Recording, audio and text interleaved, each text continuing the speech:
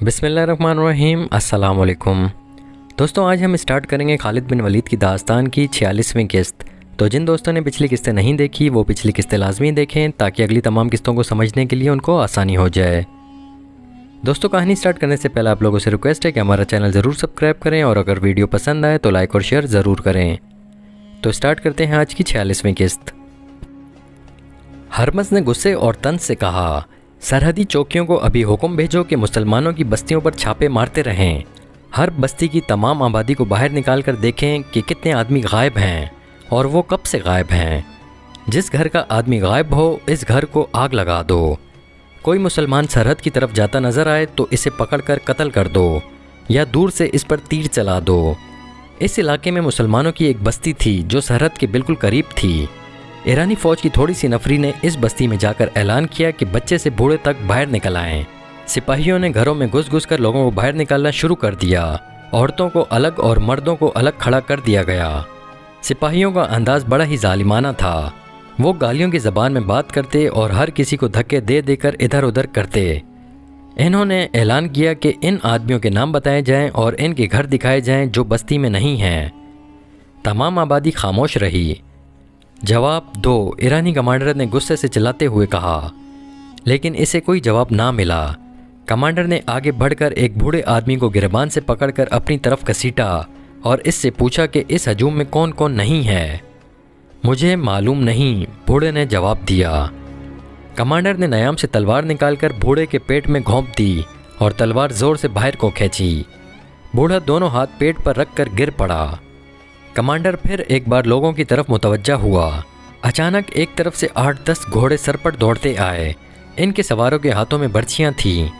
ईरानी फौजी देखने भी ना पाए थे कि ये कौन है। इनमें से कई एक के जिस्मों में बर्छियाँ उतर चुकी थीं और घोड़े जिस तरह आए थे इसी तरह सरपट दौड़ते बस्ती से निकल गए। ईरानी फौजियों की तादाद 40 या 50 थी। इनमें भगदड़ मच गई। इनमें से 8-10 ज़मीन पर पड़े तड़प रहे थे। घोड़ों के कदमों की धमक सुनाई दे रही थी जो दूर हटती गई और अब फिर करीब आने लगी थी। अब फौजियों ने भी बर्छियाँ और तलवारें तान लीं और इस तरफ देखने लगे जिधर से घोड़ों की आवाज़ें आ रही थीं। पीछे से बस्ती की आबादी इन पर टूट पड़ी। इन सिपाहियों में से वही जिंदा रहे जो किसी तरफ भाग निकले थे। जब सवार बस्ती में पहुंचे तो इन्हें घोड़े रोकने पड़े क्योंकि इनकी राह में बस्ती के लोग घायल थे जो ईरानी फौजियों को कश्त व खून कर रहे थे। इससे पहले मुसलमानों ने यूं खुले बंदों ईरानी फ़ौज पर हमला करने की जुर्रत कभी नहीं की थी। एक ईरानी सिपाही पर हाथ उठाने की सज़ा ये थी कि हाथ उठाने वाले के पूरे ख़ानदान को ख़त्म कर दिया जाता था। अब यहाँ के मुसलमान इसलिए दलेर हो गए थे कि इन्हें इतला मिल चुकी थी कि मदीना की फ़ौज आ गई है। जिन सवारों ने ईरानियों पर हमला किया था वो कुछ इस बस्ती के रहने वाले जवान थे, कुछ दूसरी बस्तियों के थे। ये महज इत्तफाक था कि वो मुस्ना बिन हारिसा की तरफ जाते हुए इस बस्ती के करीब से गुजर रहे थे। इन्होंने इस बस्ती की आबादी को बाहर खड़े देखा और ईरानी फौजियों को भी देखा। वो छुपकर आगे निकल सकते थे लेकिन ईरानी कमांडर ने बूढ़े के पेट में तलवार घोंपी तो सब ने आपस में सुलह व मशवरे किए बगैर घोड़ों के रुख इस तरफ कर लिए। ईरानी फौजियों ने तो इन्हें जाते हुए देखा ही नहीं था। ये अल्लाह की मदद थी जो इस मजलूम बस्ती को बरवक्त मिल गई। ये बस्ती तो खुशकिस्मत थी कि इसे मदद मिल गई और ईरानियों की भयानक सज़ा से बच गई। मुसलमानों की दूसरी बस्तियों पर तो जैसे क़यामत टूट पड़ी थी। हर बस्ती के हर घर की तलाशी हो रही थी। ये देखा जा रहा था कि कितने आदमी गायब हो चुके थे। हर बस्ती में ईरानी कई आदमियों को कत्ल कर रहे थे। बाद मकानों को इन्होंने नज़र आतिश भी कर दिया। 3-4 रोज़ ये सिलसिला चला। इसके बाद ईरानी फ़ौज को बस्तियों की तरफ तवज्जो देने की मोहलत ना मिली। हरमज़ अपनी फ़ौज लेकर आ गया। सरहदी फ़ौज को भी इसने अपने साथ ले लिया और सरहद से निकल गया। इसका इरादा ये था कि खालिद रज़ियल्लाहु तआला अन्हु को वो सरहद से दूर रोक लेगा। हरमज़ की पेशकदमी बहुत तेज़ थी। मार्च 233 ईस्वी का तीसरा हफ्ता था जब खालिद रज़ियल्लाहु तआला अन्हु ने यमामा से 10,000 फ़ौज लेकर कूच किया था। ये मुहर्रम का महीना था। इनकी पेशकदमी भी बहुत तेज़ थी। हरमज़ अपनी फ़ौज के साथ अपनी सरहद से बहुत दूर काज़मा के मकाम पर पहुँच गया और फ़ौज को वहीं खैमाजन कर दिया। ये मकाम यमामा और उबला के रास्ते में पड़ता था। हरमज़ को मालूम नहीं था कि इसकी पेशकदमी को देखने वाले मौजूद हैं। खालिद रज़ियल्लाहु तआला अन्हु अभी काज़मा से दूर थे कि इन्हें इराक़ की सिमत से आते हुए 2 शतर सवार मिले। इन्होंने खालिद रज़ियल्लाहु तआला अन्हु को बताया कि ज़रतिश्तों की फ़ौज काज़मा में खैमा जन है। खालिद रज़ियल्लाहु तआला अन्हु ने वहीं से रास्ता बदल दिया। یہ شتر سوار مصنع بن حارثہ کے بھیجے ہوئے تھے۔ انہوں نے خالد رضی اللہ تعالیٰ عنہ کو یہ بھی بتایا کہ وہ حفیر کے مقام تک اس طرح پہنچ جائیں کہ زرتشتوں کی فوج کے ساتھ اس کی ٹکر نہ ہو۔ شتر سواروں نے خالد رضی اللہ تعالیٰ عنہ کو ایک خوشخبری یہ سنائی کہ ان کے لیے 8000 نفری کی فوج تیار ہے۔ یہ فوج اس طرح تیار ہوئی تھی کہ مصنع بن حارثہ، مزعور بن عدی، حرملہ اور سلمہ نے 2,000 لڑنے والے جوان اکٹھے کر لیے تھے۔ اس طرح خالد رضی اللہ تعالیٰ عنہ کی فوج کی تعداد 18,000 ہو گئی۔ خالد رضی اللہ تعالیٰ عنہ نے اپنی پیش قدمی کا راستہ اس طرح بدل دیا کہ کاظمہ کے دور سے گزر کر حفیر تک پہنچ سکیں، لیکن ہرمز کے جاسوس بھی صحرا میں موجود تھے۔ انہوں نے خالد رضی اللہ تعالیٰ عنہ کے لشکر کو دور کے راستے سے جاتے دیکھ لیا۔ آگے وہ راستہ تھا جو حفیر سے نباج کی طرف جاتا تھا۔ ہرمز نے اپنی فوج کو خیمے اکھاڑنے اور بہت تھوڑے وقت میں حفیر کی جانب کوچ کرنے کا حکم دے دیا۔ حفیر کے ارد گرد پانی کے کنویں موجود تھے۔ ہرمز نے وہاں خالد رضی اللہ تعالیٰ عنہ سے پہنچ کر خیمے گاڑ دیے۔ اس طرح پانی ایرانیوں کے قبضے میں چلا گیا۔ خالد رضی اللہ تعالیٰ عنہ ابھی حفیر سے کچھ دور تھے کہ ایک بار پھر 2 شتر سوار ان کے راستے میں آ گئے اور خالد رضی اللہ تعالیٰ عنہ کو اطلاع دی کہ دشمن حفیر کے مقام پر پانی کے کنووں پر قابض ہو چکا ہے۔ خالد رضی اللہ تعالیٰ عنہ نے کچھ اور آگے جا کر ایسی جگہ پڑاؤ کا حکم دیا جہاں دور دور تک پانی کی ایک بوند نہیں مل سکتی تھی۔ فوج نے وہاں پڑاؤ تو ڈال دیا، لیکن خالد رضی اللہ تعالیٰ عنہ کو بتایا گیا کہ فوج میں بے اطمینانی پائی جاتی ہے کہ پڑاؤ ایسی جگہ کیا گیا ہے جہاں دور دور تک پانی کا نام و نشان نہیں۔ میں نے کچھ سوچ کر یہاں پڑاؤ کیا ہے، خالد رضی اللہ تعالیٰ عنہ نے کہا۔ تمام لشکر سے کہو کہ اگر دشمن پانی پر قابض ہے تو پریشان نہ ہوں۔ ہماری پہلی لڑائی پانی کے لیے ہوگی۔ پانی اسی کو ملے گا جو جان کی بازی لگا کر لڑے گا۔ تم نے دشمن کو پانی سے محروم کر دیا تو سمجھو تم نے جنگ جیت لی۔ سالار اعلیٰ کا یہ پیغام سارے لشکر کو سنا دیا گیا اور سب ایک خونریز جنگ لڑنے کے لیے تیار ہو گئے۔ اب لشکر کی نفری 18,000 ہو گئی تھی۔ مصنع بن حارثہ، مزعور بن عدی، حرملہ اور سلمہ 2,000 آدمی ساتھ لیے خالد رضی اللہ تعالیٰ عنہ سے آ ملے تھے۔ خالد رضی اللہ تعالیٰ عنہ نے جو ایلچی ہرمز کے پاس بھیجا تھا وہ بھی اسی پڑاؤ میں خالد رضی اللہ تعالیٰ عنہ کے پاس آیا اور بتایا کہ ہرمز نے اس کے ساتھ کیسا توہین آمیز سلوک کیا ہے۔ اس کی 1,00,000 درہم کی ٹوپی نے اس کا دماغ خراب کر رکھا ہے۔ مصنع بن حارثہ نے جو پاس ہی بیٹھا ہوا تھا کہا، خدا یہ نہیں دیکھتا کہ کسی انسان کے سر پر کیا رکھا ہے، خدا تو دیکھتا ہے کہ اس کے سر کے اندر کیا ہے اور اس کے عزائم کیا اور اس کی نیت کیا ہے اور وہ سوچتا کیا ہے۔ 1,00,000 درہم کی ٹوپی؟ خالد رضی اللہ تعالیٰ عنہ نے حیران ہو کر پوچھا، کیا ہرمز اتنی قیمتی ٹوپی پہنتا ہے؟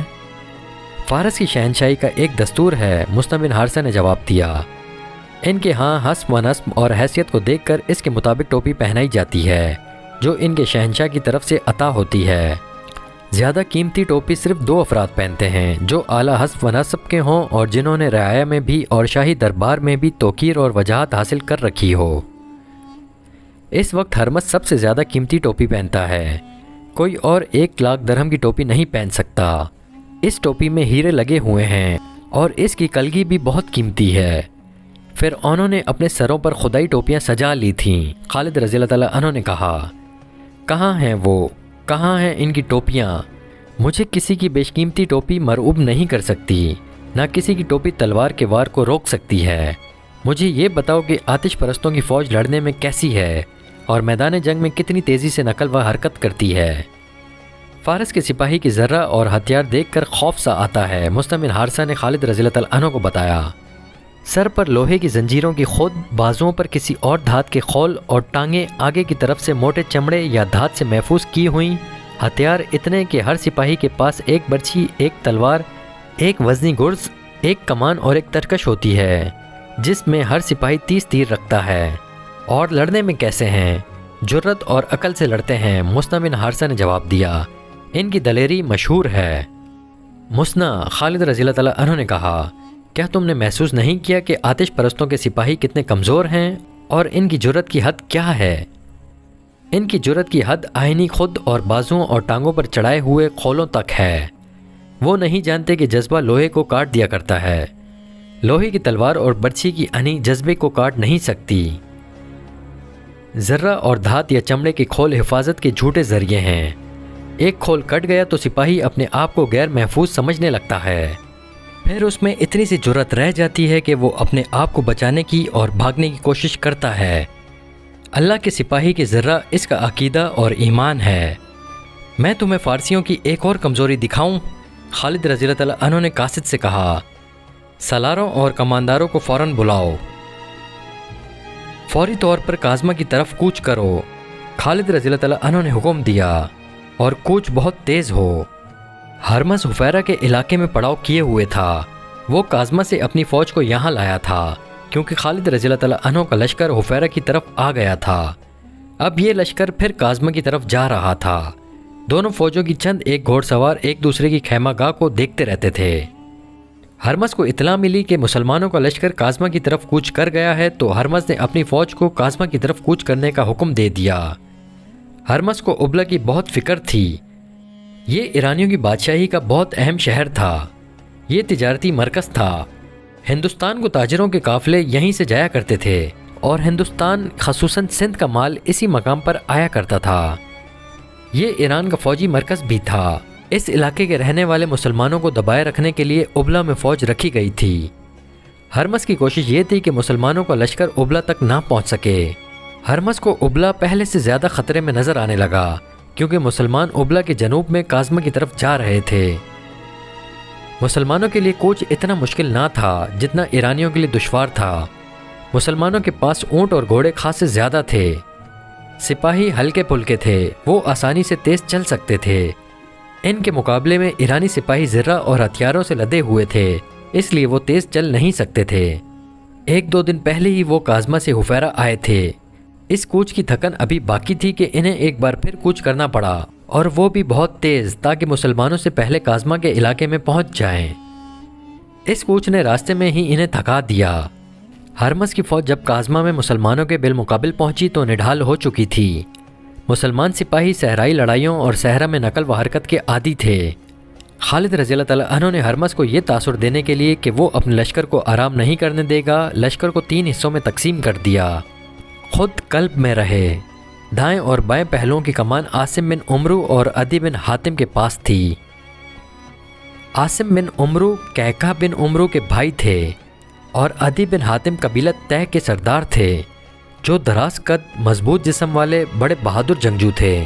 خالد رضی اللہ تعالیٰ عنہ کو اپنی فوج کو لڑائی کی ترتیب میں کرتے دیکھ کر ہرمز نے بھی اپنی فوج کو 3 حصوں میں تقسیم کر دیا۔ قلب میں وہ خود رہا اور دونوں پہلوؤں کی کمان شاہی خاندان کے 2 افراد قباز اور انوشجان کو دی۔ ہرمز دیکھ رہا تھا کہ اس کی فوج پسینے میں نہا رہی ہے اور سپاہیوں کی سانسیں پھولی ہوئی ہیں۔ انہیں آرام کی ضرورت تھی، لیکن مسلمان جنگی ترتیب میں آ چکے تھے۔ ہرمز نے اپنی فوج کی ترتیب ایسی رکھی کہ کاظمہ شہر اس کی فوج کے پیچھے آ گیا۔ ان کے سامنے ریگستانی میدان تھا اور ایک طرف بے آب و گیا ٹیلا نما پہاڑیوں کا سلسلہ تھا۔ خالد رضی اللہ تعالیٰ عنہ نے اپنی فوج کو اس طرح آگے بڑھایا کہ یہ پہاڑی سلسلہ ان کی پشت کی طرف ہو گیا۔ اپریل 233 عیسوی کے پہلے ہفتے کا ایک دن تھا جب مسلمان پہلی بار آتش پرست ایرانیوں کے مقابل آئے۔ اگر خالد بن ولید رضی اللہ تعالیٰ عنہ مارا جائے تو یہ معرکہ بغیر لڑے ختم ہو سکتا ہے۔ ہرمز کے ایک سالار نے اسے کہا، مسلمان جو اتنی دور سے آئے ہیں اپنے سالار کی موت کے بعد ہمارے مقابلے میں نہیں ٹھہر سکیں گے۔